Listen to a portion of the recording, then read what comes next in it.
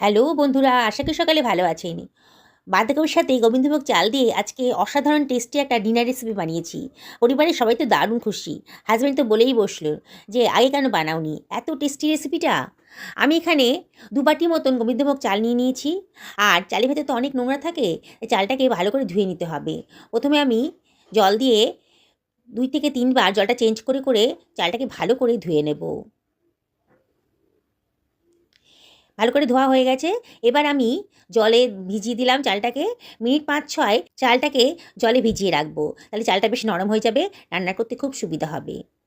আমি এখানে একটা মাঝারি সাইজের বাঁধাকপি নিয়ে নিয়েছি। এই ওজনে 1 কেজি মতন হবে। এবার বাঁধাকপিটাকে আমি ভালো করে কেটে নিচ্ছি। আগে থেকে ধুয়ে নিয়েছিলাম বাঁধাকপিটাকে। এবার আমি মাঝখান দিয়ে কেটে নিলাম। নিয়ে ভেতরের যে শক্ত সাদা মতো অংশটা থাকে সেটা আমি ফেলে দেব।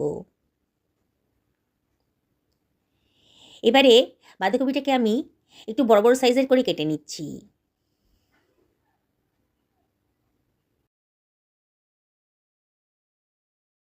দেখুন আমি কীভাবে বাঁধাকপিটা কেটে নিলাম।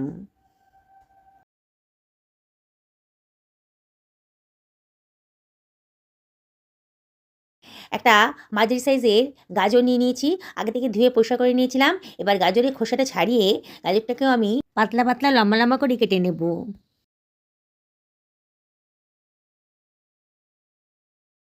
গাজরটা কাটা হয়ে গেছে, সরিয়ে রাখলাম। এবার একটা ক্যাপসিকাম নিয়ে নিয়েছি। ক্যাপসিকামটাকেও আমি লম্বা লম্বা পাতলা পাতলা করে কেটে নেব। ক্যাপসিকামটাও কাটা হয়ে গেছে, সরিয়ে রাখলাম। এবারে 2খানা পেঁয়াজ নিয়ে নিয়েছি। পেঁয়াজের খোসাটা ছাড়িয়ে আমি পেঁয়াজটাকেও কুচি কুচি করে কেটে নিচ্ছি। হয়ে গেছে। এবার পেঁয়াজটাকে আমি সরিয়ে রাখছি।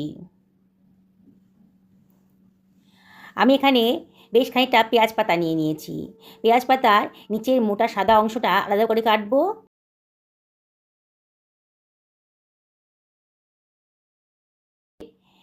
পেঁয়াজ সবুজ অংশটা সরু সরু করে পাতলা পাতলা করে কেটে নিচ্ছি। পেঁয়াজ পাতার নিচের মোটা সাদা অংশটাকেও কুচি কুচি করে কেটে নিলাম। সব কিছু আমার কাটা হয়ে গেছে। এবারে 2খানা টমেটো নিয়ে নিয়েছি। মাঝারি সাইজের টমেটো। টমেটোটাকেও লম্বা লম্বা পাতলা পাতলা করে কেটে নিচ্ছি। তো সবজিগুলোই আমার কাটা হয়ে গেছে। একটা ফ্রাই প্যান গরম করতে দিয়ে দিয়েছি। এর ভেতর দিয়ে দিলাম 1 টেবিল চামচ মতো সাদা তেল। আজকে সাদা তেলেই রান্নাটা করব। আর এখানে দিয়ে দিচ্ছি 1 টেবিল চামচ পরিমাণে মাখন। এই 1 ইঞ্চি পরিমাণ হবে। মাখনটাকে গলিয়ে নিচ্ছি। গ্যাসের ফ্লেমটা কিন্তু একেবারে লোতে রাখতে হবে, নাহলে মাখনটা জ্বলে যেতে পারে। এবারে মাখনটা গলে গেছে যখন, তখন আমি দিয়ে দিচ্ছি কেটে রাখা বাঁধাকপিটা। সমস্ত বাঁধাকপিটাই দিয়ে দেব।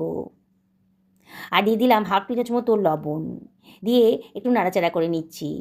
এই সময় গ্যাসের ফ্লেমটা হাইতে করে দিয়েছি। দিয়ে অনবরত কিন্তু নাড়তে হবে। খানিকক্ষণ নাড়ার পরেই কিন্তু দেখুন বাঁধাকপিটা কিন্তু অনেকটাই নরম হয়ে গেছে, অনেকটাই মজে গেছে। এই সময় দিয়ে দিতে হবে কুচানো পেঁয়াজটা। আর দিয়ে দিলাম পেঁয়াজ পাতার নিচের মোটা সাদা অংশটা, কুচি করে কাটার ছিল যেটা, সেটাও দিয়ে দিলাম। আর দিয়ে দিলাম কেটে রাখা গাজরটা, কেটে রাখা ক্যাপসিকামটাও দিয়ে দিলাম। দিয়ে সব কিছু খুব ভালো করে মিশিয়ে নিচ্ছি। গ্যাসের ফ্লেম কিন্তু হাইতেই রাখতে হবে। সবজি থেকে অনেক জল বেরোবে। হাই ফ্লেমে রাখলে পরে জলটা কিন্তু শুকিয়ে যাবে। না হলে লো ফ্লেমে রাখলে পরে কিন্তু অনেক জল বেরিয়ে যাবে। আমি কিন্তু সবজিটা পুরোপুরি রান্না করব না, একটু নরম হয়ে গেলেই আমার হয়ে যাবে। এবারে মিনিট খানেক বাদে দিয়ে দিচ্ছি টমেটোটা। আর দিয়ে দিচ্ছি 1 ইঞ্চি পরিমাণ আদা গ্রেট করে রেখেছিলাম, সেটাই দিয়ে দিলাম।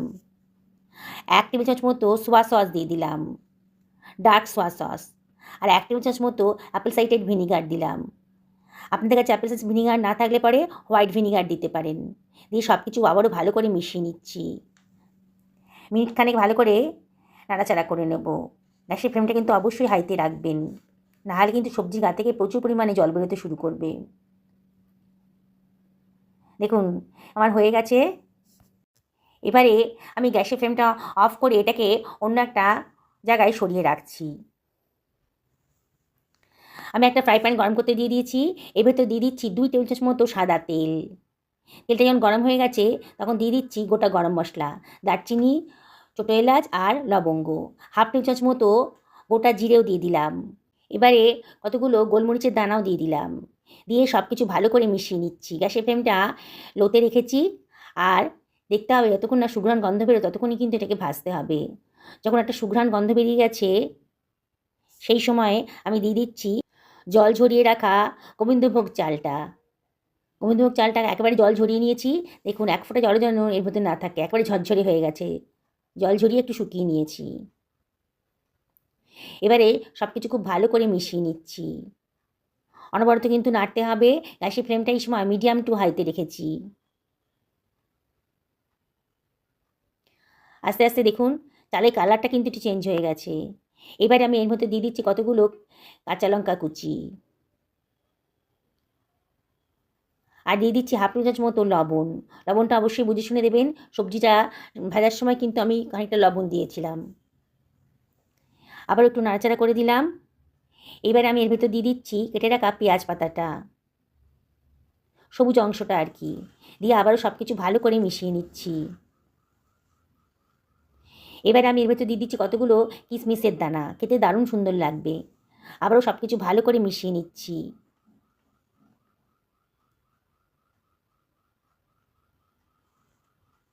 এবারে আমি দিয়ে দিচ্ছি গরম জল। আমি 2 বাটি চাল নিয়েছিলাম, সেজন্য 4 বাটি গরম জল দিয়ে দিলাম। আবারও সব কিছু খুব ভালো করে মিশিয়ে নিচ্ছি।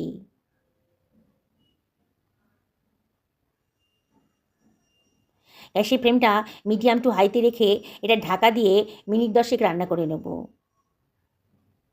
10 মিনিট বাদে দেখুন চালটা কিন্তু অনেকটাই জল শুষে নিয়েছে।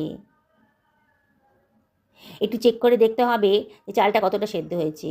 দেখুন, দেখে হয়ে যাচ্ছে যে 80% চাল সেদ্ধ হয়ে গেছে, আরও খানিকটা হবে। এবারে আমি এর ভেতর দিয়ে দিচ্ছি ছোটো টেবিল চামচের 2 টেবিল চামচ মতো চিনি।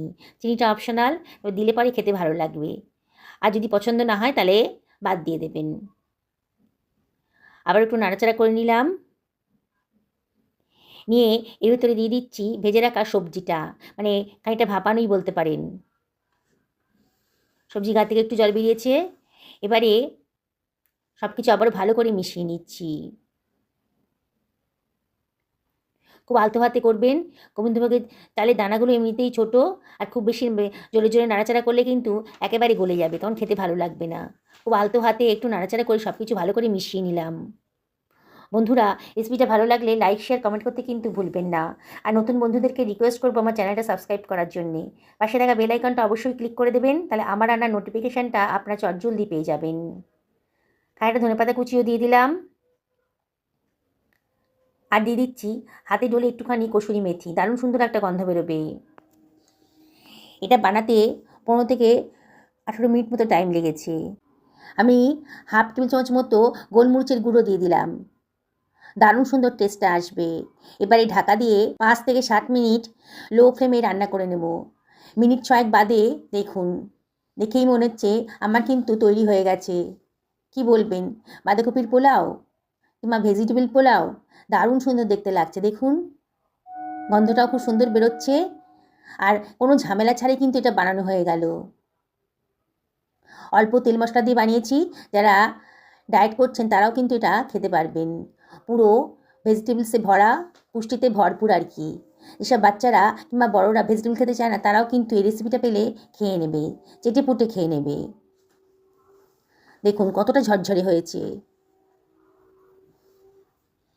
এবার একটা সার্ভিং প্লেটে আমি এটাকে সার্ভ করে দিচ্ছি। বন্ধুরা, যারা ফেসবুক থেকে দেখছেন তাদেরকে আমি রিকোয়েস্ট করবো আমার পেজটা ফলো করার জন্যে। অসাধারণ টেস্টি একটা রেসিপি তৈরি হয়ে গেল ঘরে থাকা সামান্য উপকরণ দিয়ে। বাড়িতে অতিথি আসছে, এই রেসিপিটা আপনারা বানিয়ে দিতে পারবেন, অতিথিরাও দারুণ খুশি হবে। আর রাতের ডিনারে এটা বানিয়ে ফেলতেই পারেন। লাঞ্চের জন্যও কিন্তু এটা একটা পারফেক্ট রেসিপি।